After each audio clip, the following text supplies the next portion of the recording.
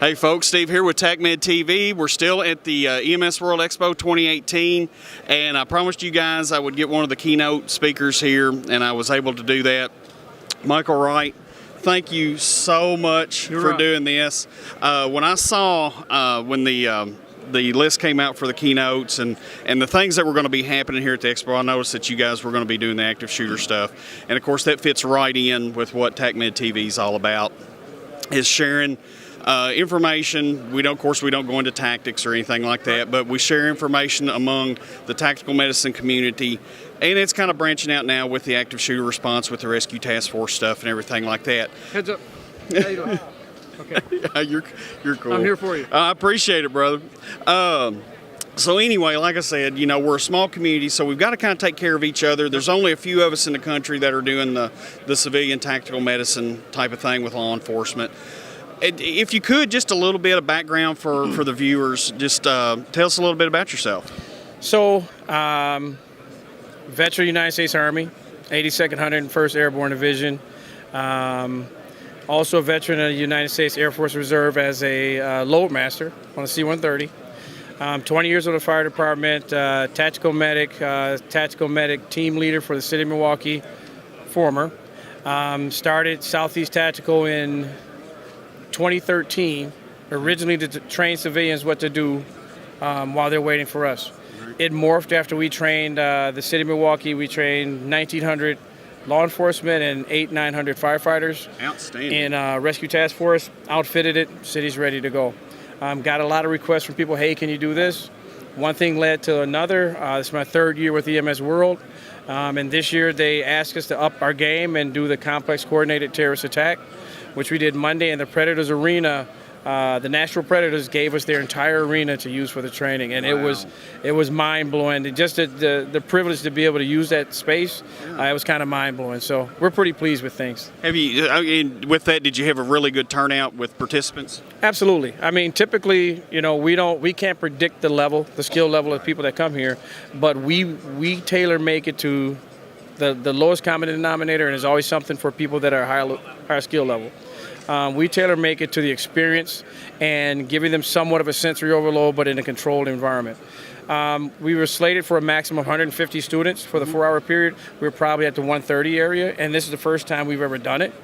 So that's actually pretty good. That's outstanding. Yes. And that's good to know that people are getting the training, because the world has changed. You know, everybody that watches this channel, we all understand that the world has changed, and we have to start looking at things a little bit different. Even on a regular EMS call, you've got to keep your head on a swivel. Absolutely. Yeah. So, I mean, it's just one of those things, just moving forward, this is how it's going to be. Now, tell me a little bit about what you're doing here today with this demonstration booth that you've got set up. So we've been blessed enough to, I would feel comfortable saying we have the largest footprint at EMS World. Okay, so obviously managing the Predators Arena and then the 2 4-hour active shooter sessions encompassing one whole side of the facility here.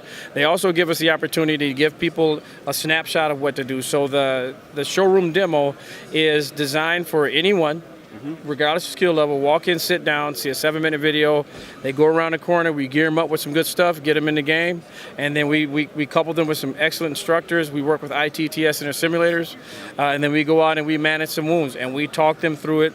Afterwards, we gear them down, we sit down, and we talk about what went right, what went wrong, and most people realize, you know what? One, it was fun, and two, holy cow, this isn't hard.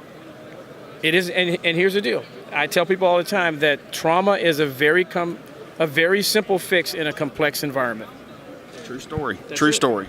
Yeah, I totally agree. I mean, it's for the pre-hospital provider, it's really very simple. It's just the environment that you're having to apply those skills is what throws everybody off. Yep. So basically, what you guys are doing here is like just like a stress inoculation, trying to get people ready to where they can perform in that environment. Well, let me ask you this: if people wanted to get in contact with you about getting some information from you guys, getting some classes from you guys, how do they do that?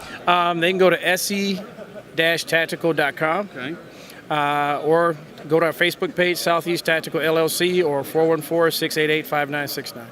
Outstanding. Michael, thank you so much for taking the time. I just and I watch the channel too. So and I appreciate that. Well, you enjoy that hat. I will. And listen, I'll send you an email, okay. and I'm pretty sure I've got a shirt for you too. I'll send you for coming on the show. I really appreciate it. You, man. All right. Good work, brother. All right. Thank you, brother. I appreciate it.